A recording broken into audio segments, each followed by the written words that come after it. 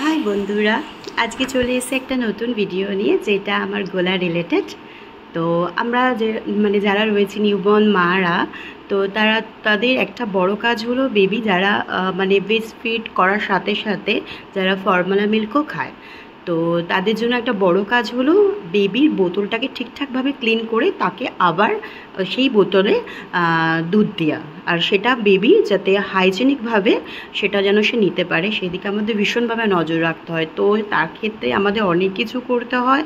তো আজকে আমি সেটাই আপনাদেরকে শেয়ার করব যে আমি আমার গোলার জন্য কোনটা বেস্ট, যেটা আমার বাবুর কোনো প্রবলেম না হয়। তো আমি এটা ভীষণভাবে মেনটেন করেছি। আমার বেবি একদম নিউবর্ন, কেননা আমার গোলা ব্রেস্ট ফিড করার সাথে সাথে ও ফর্মুলা মিল্কও খেত, তো সেক্ষেত্রে আমাকে ভীষণভাবে বাটার লাগতো। তো আমি সেক্ষেত্রে এটাও আপনাদেরকে বলে দিচ্ছি, আমি এক বোতলে আমার বেবিকে বেশি দিন বোতলে আমি খাওয়াই না, আমি বোতল চেঞ্জ করতে থাকি, কারণ ফর্মুলা মিল্ক আর যে বাটারের নিপল আছে, এই নিপলগুলো ভীষণভাবে খারাপ হতে থাকে। একদম আপনি নিজে চোখে দেখতে পারবেন যে বেশি দিন ধরে দুধ যেতে যেতে ওটার মধ্যে ব্যাকটেরিয়া জমতে থাকে, তো সেটা ঠিক সাদা ফাঙ্গাসের মতন দেখতে লাগে। তো ওর জন্য আমাদেরকে কী করতে হয়, সেটাকে বারবারই চেঞ্জ করতে হয়। ওটার কোনো অপশান থাকে না ক্লিন করা, কিন্তু বাটাল আমাদের ক্লিন করতে হয়।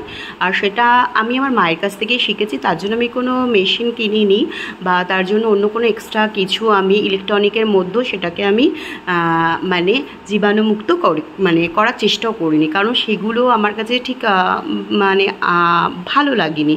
তো সেক্ষেত্রে আমি ঘরোয়া টোটকাতেই করেছি, যেটা আমার মা আমাকে শিখিয়েছে। তো সেটাই আমি আপনাদের কাছে আজকে শেয়ার করবো। প্রথমত আমি এই বাটার সার্ভ করার আগেও আমার নিজের হাতটাকে ভীষণভাবে ক্লিন করি। ক্লিন করার পরে যেটা আমি করি আপনাদেরকে দেখাচ্ছি। তারপরে আমি এটার মধ্যে আমি ঢেলে রেখেছি, এটা হলো ক্লিনজার জেল, যেটা হলো আমি মিমি থেকে নিয়েছি বাটার ক্লিন করার। বা আপনি বেবি যে কোনো প্রোডাক্ট বা বেবি রিলেটেড যে কোনো জিনিস আপনি এটা ক্লিন করতে পারবেন এটা দিয়ে। তো এটা দিয়ে আমি ক্লিন করে নিয়েছি বাটালগুলোকে নিয়ে, আমি খুব সুন্দরভাবে জলটাকে উবুত করে রেখে দিয়েছিলাম, যাতে জলটা পুরোপুরিভাবে পড়ে যায়, বাটালগুলো একদম ড্রাই হয়ে যায়। ওর পরে যেগুলো দেখুন ওর রিলেটেড, এগুলো ওর সবই খাওয়ার রিলেটেড সিলিকনের তৈরি যা যা রয়েছে সবই আমি এখানে দিয়ে দিয়েছি। তারপরে এগুলো আমি একে একে করে একটা করে, এগুলো প্রত্যেকটা হয়ে গেছে, একটাই বাকি আছে। আমি এই দেখুন জলটা যে গরমটা হচ্ছে, এই গরম জলে আমি একটা করে করে দিয়ে ওটাকে 10 সেকেন্ড পর্যন্ত রেখে তারপরে আমি ওটাকে তুলে নিয়ে আমি এরকম জায়গায় রেখেছি। ওটাকে আবার জল আলাদা করে রাখার পরে আবার এরকমভাবে করে রেখে দিয়েছি। তাতে কি হয় বেবি, আর এটা আমি একদিন পর করি, আমি রোজ করি না। আবার এটা আমাদের যে বটলটা ফোটানো, সেটা বেশি ফোটানো ভালো না, আবার না ফোটালেও খারাপ, তো সেদিকেও আমাদেরকে নজর রাখতে হবে।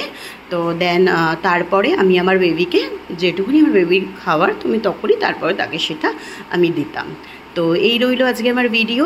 এটা ভালো লাগলে প্লিজ কমেন্ট, লাইক, শেয়ার করবেন। তো আজকে এত পর্যন্তই, বাই বাই, টাটা।